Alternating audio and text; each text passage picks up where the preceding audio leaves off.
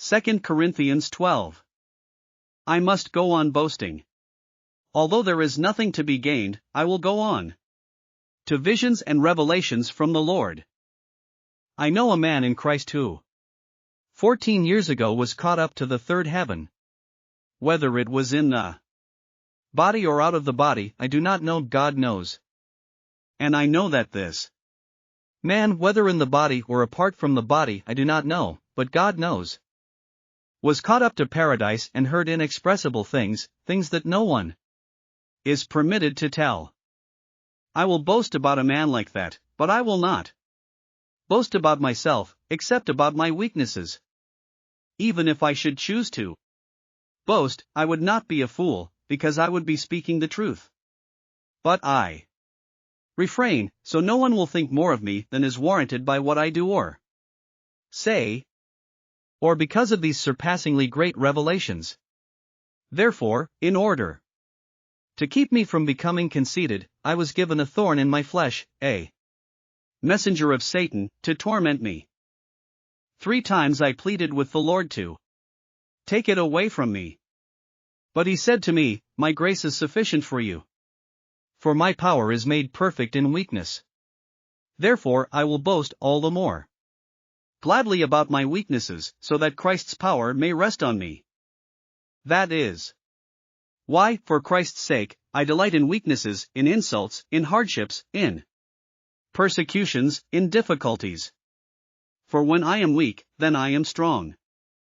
I have made a fool of myself, but you drove me to it. I ought to have been commended by you, for I am not in the least inferior to the super-apostles. Even though I am nothing, I persevered in demonstrating among you the marks of a true apostle, including signs, wonders, and miracles.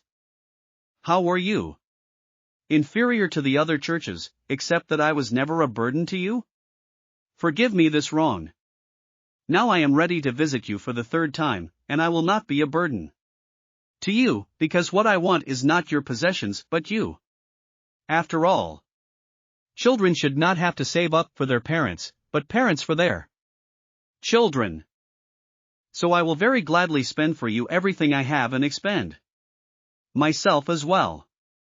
If I love you more, will you love me less? Be that as it may, I have not been a burden to you. Yet, crafty fellow that I am, I caught you by trickery. Did I exploit you through any of the men I sent to you? I urged Titus to go to you, and I sent our brother with him. Titus did not exploit you, did he? Did we not walk in the same footsteps by the same Spirit?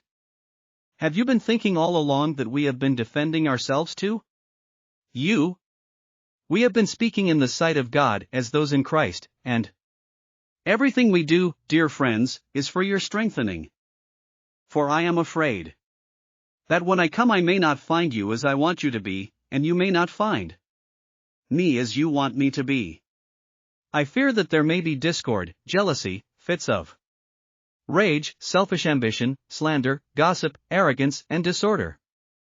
I am afraid that when I come again my God will humble me before you, and I will be grieved over many who have sinned earlier and have not repented of the impurity, sexual sin, and debauchery in which they have indulged. Thanks for listening to another chapter of the Bible. At My Faith Fuel, we believe a good coffee fuels your faith and energizes your day. Please visit myfaithfuel.com to explore our delicious coffee blends. Part of each purchase goes to training worshipers around the world. Thanks for listening.